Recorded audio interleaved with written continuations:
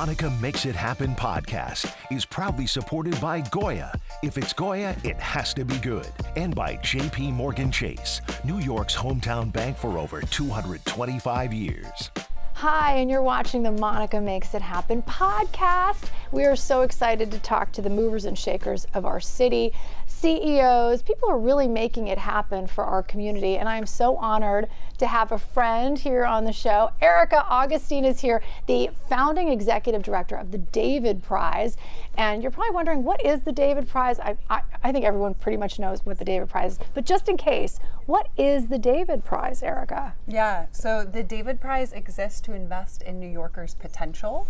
The whole premise is pretty simple. It's an annual program, and we distribute $1 million directly to the hands of New Yorkers with big ideas that can change the city every year.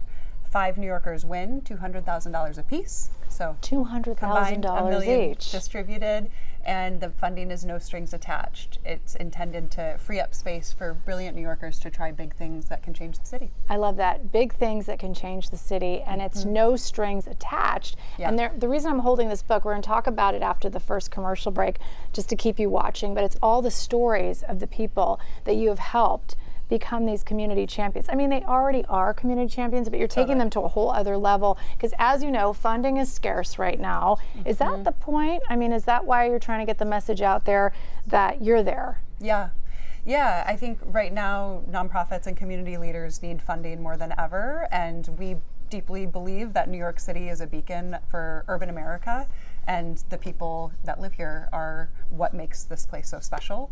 So our goal really is to invest resources directly to the hands of folks who have big ideas, who have already done a lot. As you say, they're already community leaders, they're already executive directors, they've already changed the city in so many ways. And the David Prize hopes that with a little bit more space to dream, to think, to imagine what's possible in New York, we can do even better. Well, let's talk about the Willentis Foundation, because you think of $1 million, that's huge, $1 million a year. Who can afford that? It's the Willentis Foundation. Tell us about why this is such a big mission for them. Yeah. So the Willentis family has a long history in New York City. It's called the David Prize in honor of David Willentis, who took a bet on New York City's skyline many, many years ago. And his son, Jed, who works closely with David today, really wanted to start the David Prize in honor of his legacy, his commitment to New York City, and in many ways the grit that so many New Yorkers have and what makes this place so special. So it really is in many ways a love letter to his father and to his legacy to honor and continue the New Yorkers that are changing the city for many, many years to come. That's beautiful. And it's been 5 years running. We're just about to, we're in our 6th cycle. So we have 5 cohorts of winners, and we're getting to our next 5 winners of the David Prize. And you say, I guess the word is out there. You know, we're not breaking any news here about the David Prize. How many thousands of applications have you received so far? Yeah, over the 6 years, close to 15,000 individuals have shared their visions for New York City. 15,000. 15,000. And it's interesting, it's a glimpse of what New Yorkers are dreaming and thinking about every year. Our open call, available to anybody in the city, in the 5 boroughs, opens in September, closes in November, and it happens every year, same time every year. September, then November. But right now you have finalists that are in the running, 14, right? That's the timeline. So we know about 14, and we're actually going to tell the story of Barry on Pix 11 TV, which you'll find on my Instagram and social media platforms. We'll share it. Barry's this incredible person that you say really epitomizes one of the applicants, one of the finalists, right? And what you're looking for. Because he's really community minded, and he's doing something really different too that we're not seeing a lot of, which is men supporting men, right? Because we always talk about moms making it happen, but it's the dads who are making it happen too. Yeah, I think Barry's a really excellent example of so many New Yorkers that are working in community and making this place so special. Barry is really focused on bringing cognitive behavioral therapy, so really trying to think about therapy and accessibility in different ways. And there's so many finalists that I could talk about, but I think the really important ask to every New Yorker is we all know these people in our neighborhoods, on our blocks, in our schools that have really big ideas for what the city can do and what's possible for the city. And we accept nominations all year round. So my ask always is, who do you know, who's that one person who has pushed your thinking or has changed your kid's life, has changed your life, has changed generations' lives over time?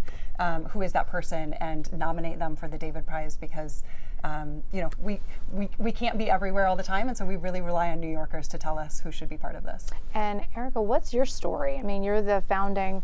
How did you get into this? Yeah.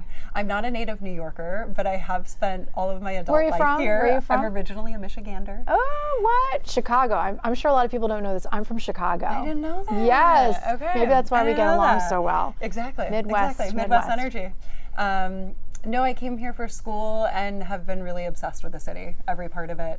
I worked internationally for a number of years, but based here, and really wanted to learn more about our city. And so in this job, my job is essentially to run around and learn from New Yorkers every day, to listen to New Yorkers and what's needed, what we're missing, what we're dreaming about, what's happening quietly, and what really needs funding.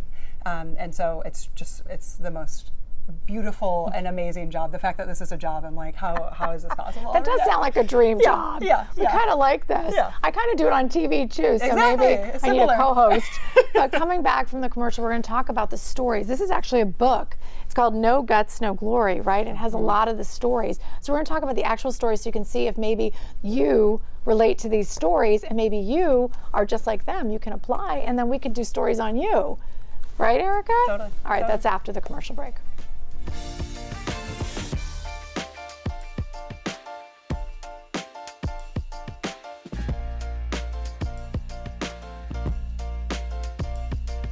All right, we're back. Love this book, Erika, celebrating 5 years of the David Prize. You know, this is my personal copy. Yeah. It's called No Guts, No Glory. What's up with that title? That's so good. That's so New York. Yeah. So because of the David Prize and where kind of the inspiration of the David Prize, David Walentis often says, no guts, no glory. And it really is this. Oh, that's his slogan? It really is the spirit of the prize that, we look for people who, against all odds, often are going against the grain, and are really pursuing big ideas. I know him. That can change the city.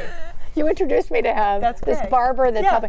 Tell me about one story that really sticks out. Yeah. And you don't have to talk about Barry, because Barry's sitting here. Barry's in our studio audience, ready to talk to us on TV. Is there one story that sticks out to you, just to give us an idea of what the David Prize is all about? Yeah, you just passed through Fela, which I would highlight. Fela is an incredible leader in Bed-Stuy. She founded a preschool called Little Sun People. Beautiful. 40 years ago, I think 42 now, and she just retired and passed the baton to her daughter to run the preschool that she, in fact, started at 4. She has a really brilliant curriculum. It's an Afrocentric curriculum, and she is really, really focused on empowering New York's youngest. The David Prize, in many ways, when we met her, she had this long lifetime of changing so many lives in the city. She's often called Mama Fela in community, and I think really epitomizes what the David Prize is all about, giving her space to pull up what she's done for so long and try to think through what else is possible. So from after winning the David Prize, I wouldn't say it's directly associated with the David Prize, because people do all kinds of things, but she has been working on codifying the curriculum so other schools can learn from how she's been teaching young people for decades. She's expanded the schools. She started with preschool and she's focused on kindergarten now. And she expanded the space. She has a beautiful new home for this preschool, just creating a really lovely environment for so many folks in the neighborhood. Erika, you know so much about all. I feel like, let's test her, but I'm a big fan. You I'm biased. Become fans of, me too. I always say that I fall in love with people, and as a journalist, you're not supposed to fall in love, but I always fall in love because you get it's like these stories are incredible, and they actually renew your feeling.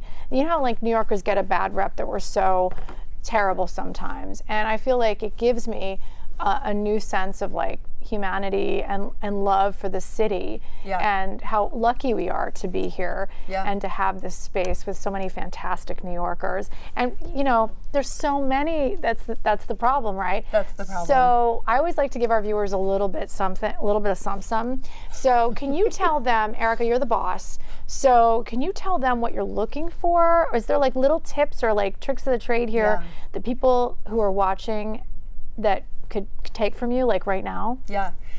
I mean, I think a really important part of this is people that are dreaming about a better future for New York City. We're really focused on the 5 boroughs.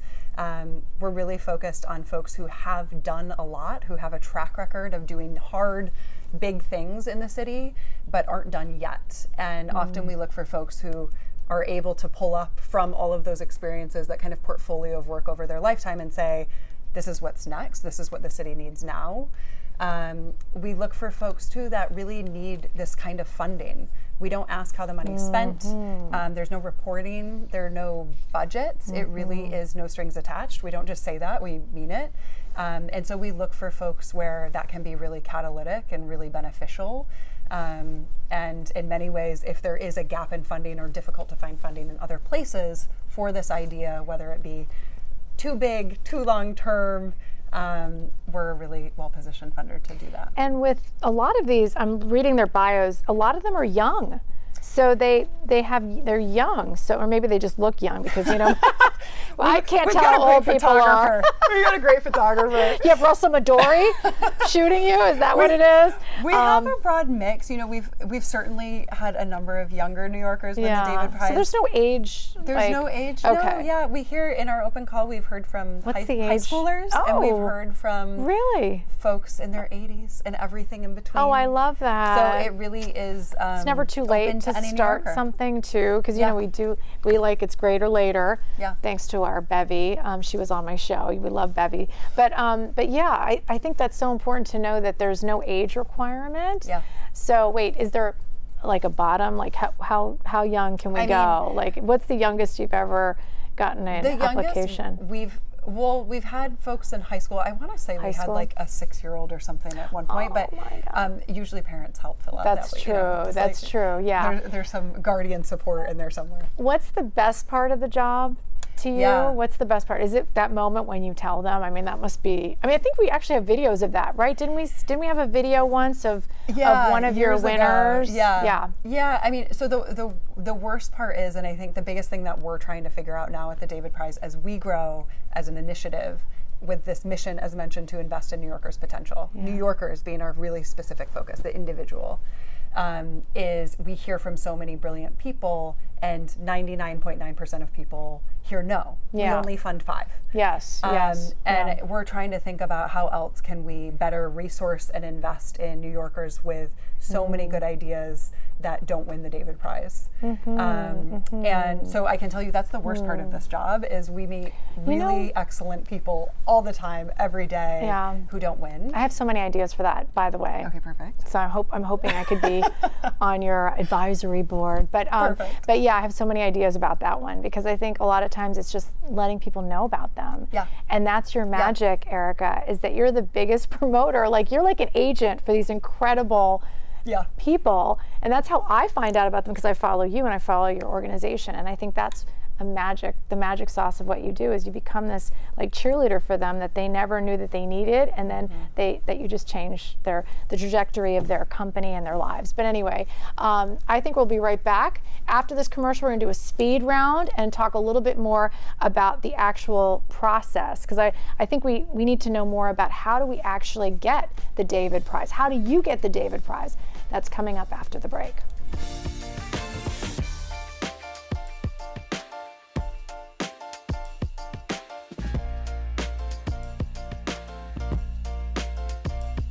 And we're back for our final speed round, which I always love to do. I like to ask a bunch of speed round questions.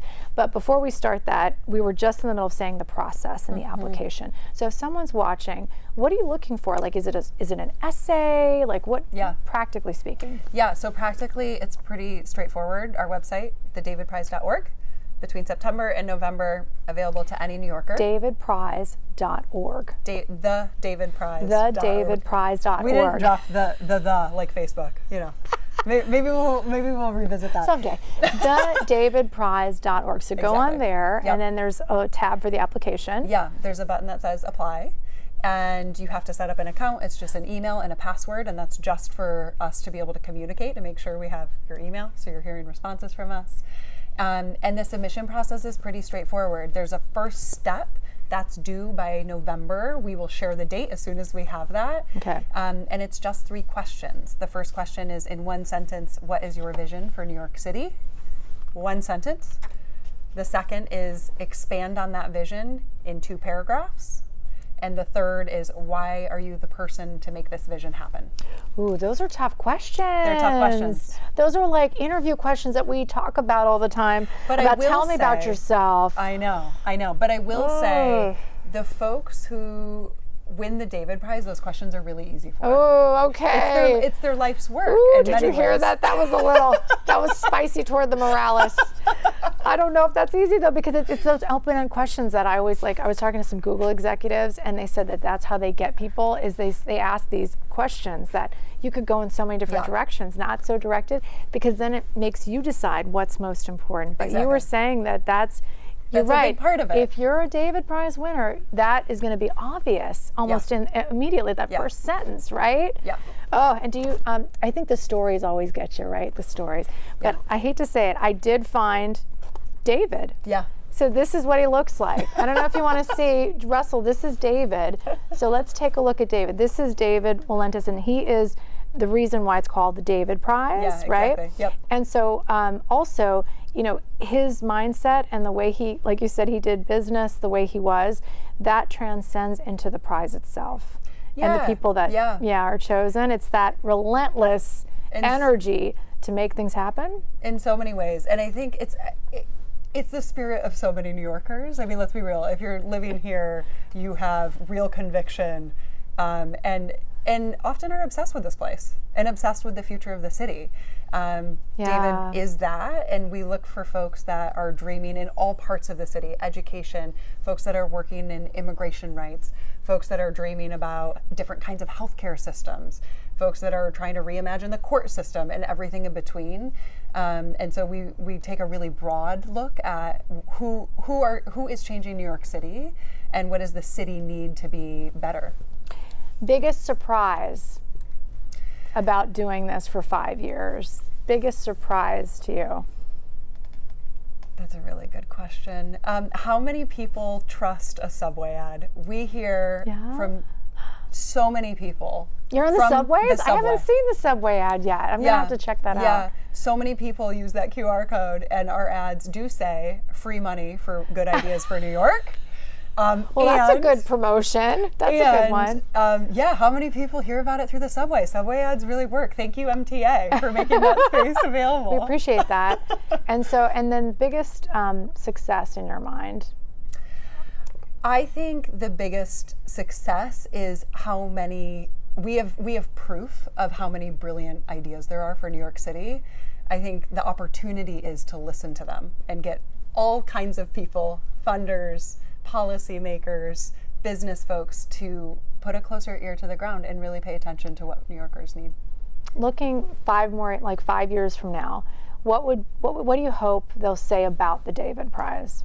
I mean, you've had such a success for the first 5, but now we're going into AI, we're going into some really uncharted territory when it comes to politics, economics, everything, social justice. What do you hope the next 5 years? They're going to say the David Prize is building the future leaders of the city across every sector, every system. I know that so many of the folks that we meet should be at those tables and will be. And I hope that the David Prize is a really small part of that through line between everyone that's running the city for the future. I love that. That's such a good, and we're wrapping up, but you know what we always say, and I know for especially Latinas and people, Black and brown people, we always say we need to create our own table and bring our own chair. But you know what? A lot of times it's people who do see something in us and are able to pull us and say, we're going to give you a chance. And I know I've had that in my stories a few times, and that's why I'm sitting here today doing a podcast with you. So I think what you're doing is so incredibly important. And Erika, thank you for what you do, because I know it's really deep stuff. You know? Thank you for having me, and thank you for spotlighting so many of these stories. Well, this is a relationship. We're going to do a bunch of stories, but if you want to see this over and over again, you can just watch on YouTube. These podcasts are all on YouTube. We've talked to the CEO of FUBU, to now the founding executive director of the David Prize. We have such great guests. I don't know how they keep coming to my podcast, but they're the ones making it happen. See you next time. Thank you, Erika. Thank you. That was really good.